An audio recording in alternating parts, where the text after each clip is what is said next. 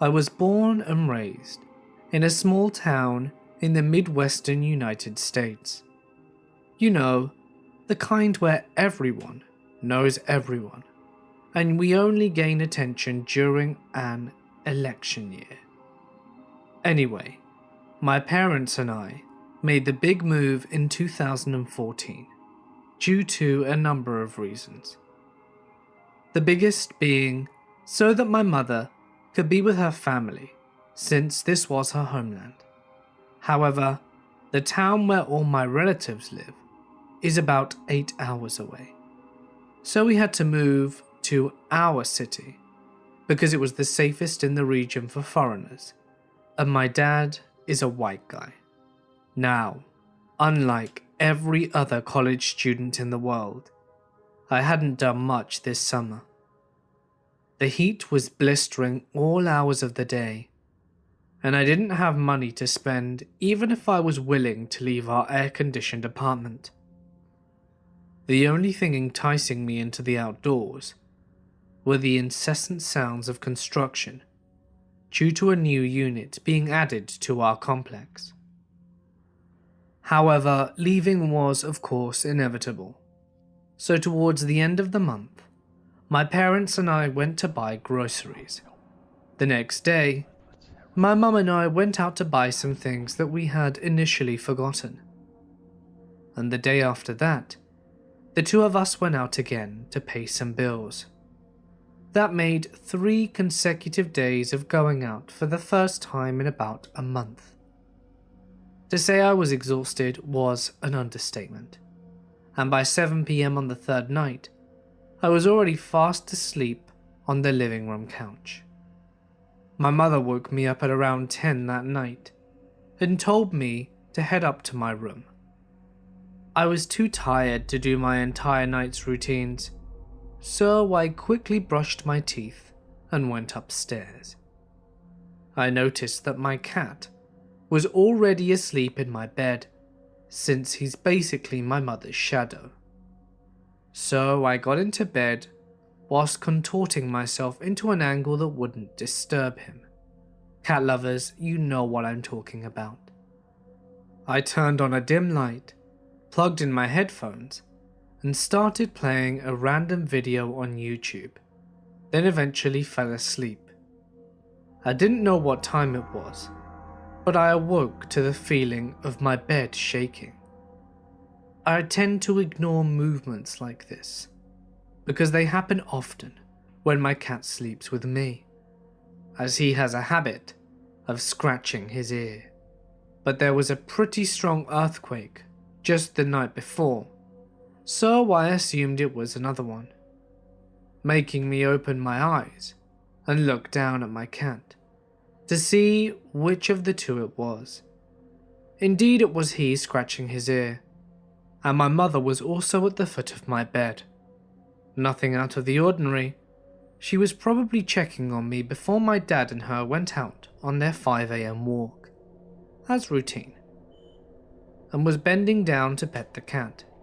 I closed my eyes and was just about to slip back into slumber when my half-asleep brain remembered a number of things that were indeed out of the ordinary. With my eyes that were barely open, I looked at who I thought was my mother with blurred vision. The first thing I noticed was that she was wearing one of my high school t-shirts. My mother and I are far from the same size, and she doesn't have a history of borrowing my clothes. Weird, but not unsettling. Maybe she ran out of clean exercise shirts and decided to use one of mine. Then I noticed that she was also wearing one of my high school t-shirts, but this one was wrapped around her head in a way that outlined the shape of it, not covering anything, but just framing the profile. In my peripheral vision, I noticed that my closet doors were wide open.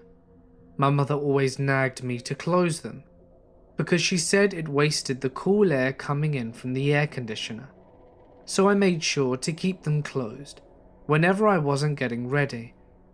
And another random realization hit me when my brain finally registered the fact that while my mum does pet my cat when she comes in to check on me, she never bent down like the person was in my room. Looking back now, I don't think I've ever seen her bend down like that since I was a kid. Keep in mind, all these thoughts flooded my mind in about 5 seconds.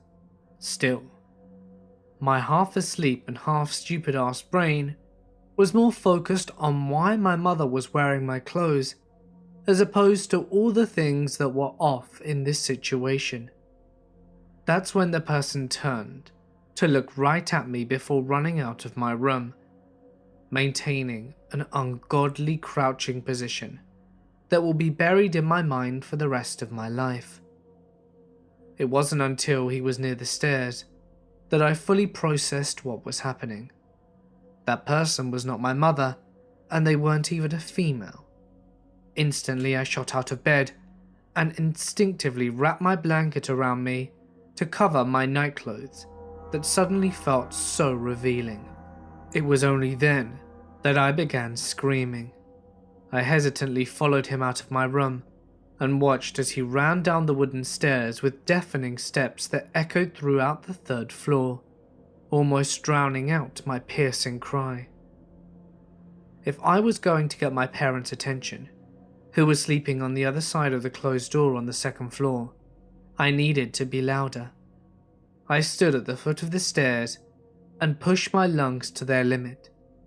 I could practically feel the capacity stretch inside my rib cage, and after what felt like ages, but was probably no more than 5 seconds, my parents' door swung open, and my mother ran up the stairs with a panic-stricken expression that I will never forget. She grabbed me by the shoulders and shouted, What's wrong?"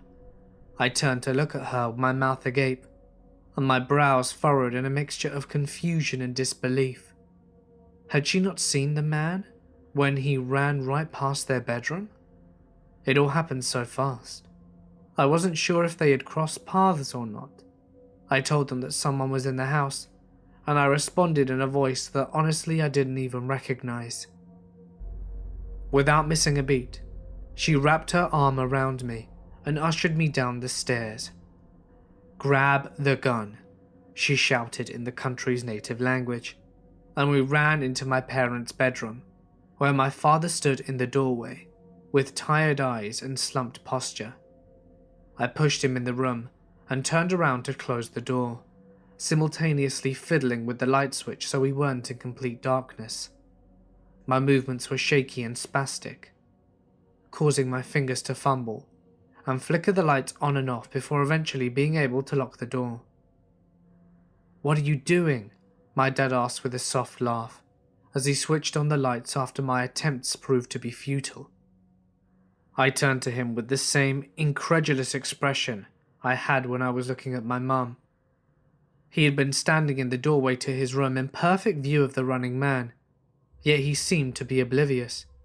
"There's someone in the house," I repeated, watching his face instantly drop at my words. With the door now locked, I turned to my parents and watched them silently, waiting for them to say or do something. For 19 years they had taken care of me and catered to my every want and need. Now they stood, just as scared and defenseless as I was, and in that moment, they were just people. My dad, an infamous Type A personality, kept his focus on the floor, most likely processing the entire situation before deciding what to do next. My mother was the complete opposite. Her cell phone was in one hand, whilst the other, she was trying to run through her hair so many times that I'm sure the strands were going to end up between her fingers. "I can't call 911, it's not working," she said. I took the phone from her and dialed it myself, bringing the phone up to my ear, only to hear a monotone voice say, "Sorry, your balance is too low to make this call." In this country, most of the phones are prepaid, so if you don't have money in your account, you can't make any calls or texts. However, my mum said that she had added to her account a few hours earlier. I tried calling my aunt who lives about 8 hours away, and it worked. and it was then that I figured that you can only use cell phones to call other cell phones, and you can't use them to call landlines, aka 911.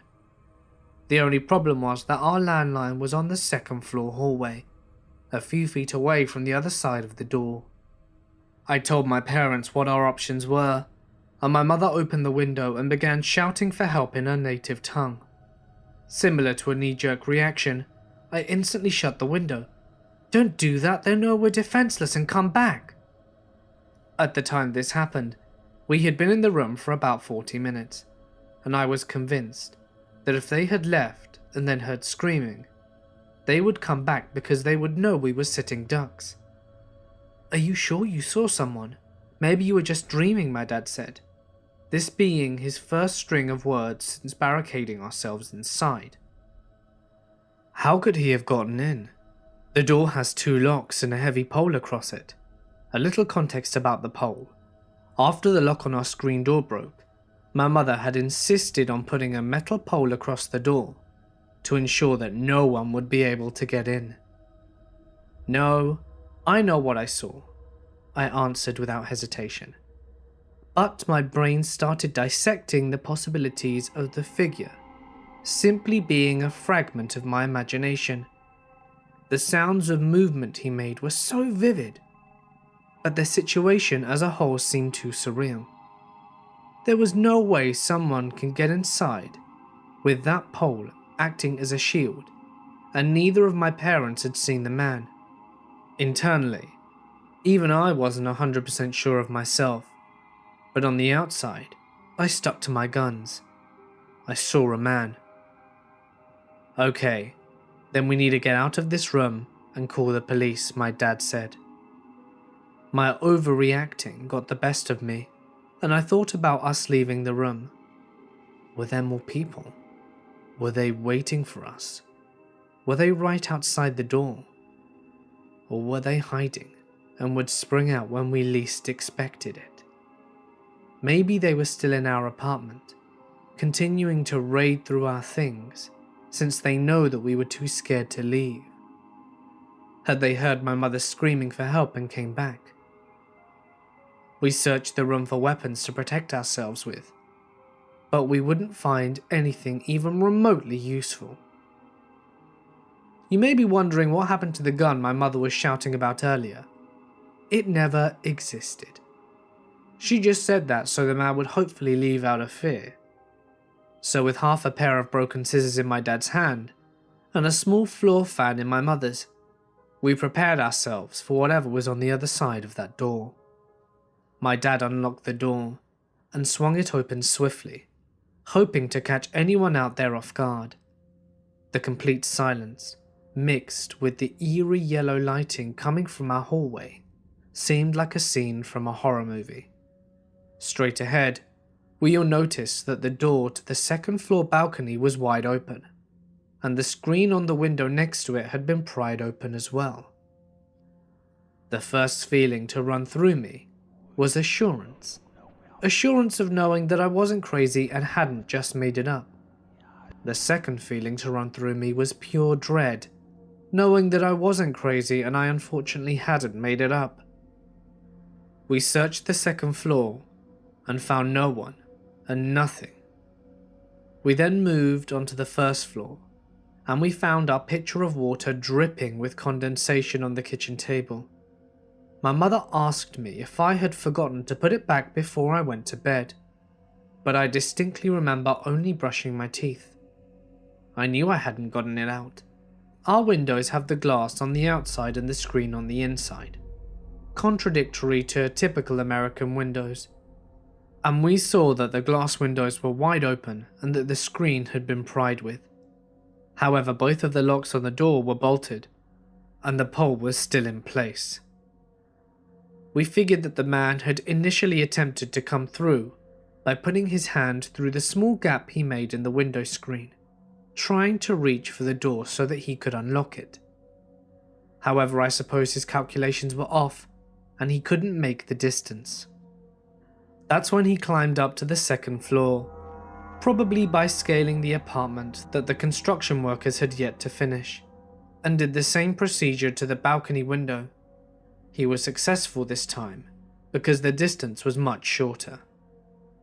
We called 911 a total of 5 times, and it took them 45 minutes to get to our apartment, despite the fact that we live a 3-minute drive away. While waiting, my mother knocked on other apartments to let them know what was going on. Now, our complex consists of 4 different apartments. The first one is rented out to an online business company. The second is rented out to a family who had just moved in that exact night.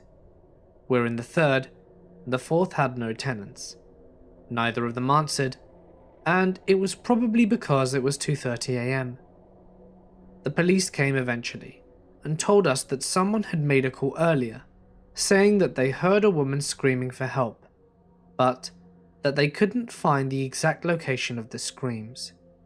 They searched the house, but found no one, and didn't even tell us how to file a report. Yeah, they were pretty useless.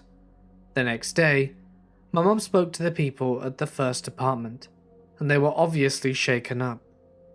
They told her that they had heard her knocking, but that it's company policy not to open the door from 10 p.m. to 6 a.m. My mother moved on to apartment 2 and told them what happened, and the man and his pregnant wife said that they didn't hear anything, despite going to bed at 2 a.m.